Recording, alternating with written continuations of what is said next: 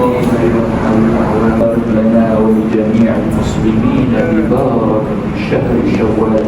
اللهم يا خير المسؤولين استجب دعانا ودعنا علينا هذا شهر سنين بعد سنين وأعوام بعد أعوام، وطول عمرنا مع الإيمان، وارزقنا من الحلال وجنبنا عن الحرام برحمتك يا أرحم الراحمين.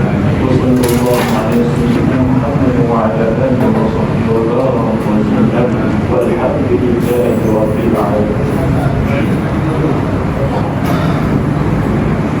Yang berhormat Tuan Terbakar yang sudi datang untuk meraihkan bersama-sama kita pada hari ini dan saya selaku pengurusi Masjid Baitur Rahman mengucapkan sekali lagi bagi pihak ahli jawatan kuasa dan juga pegawai masjid selamat hari raya.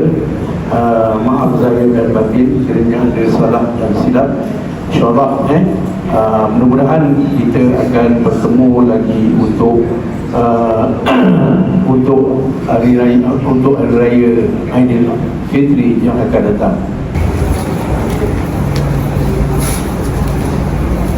Alhamdulillah, puan hari Jumaat, tabung hari Jumaat.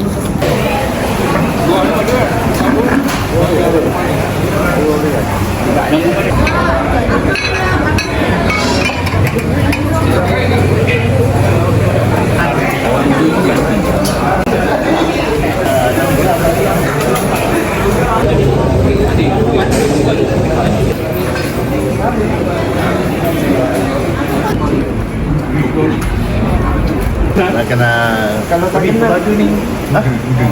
Ni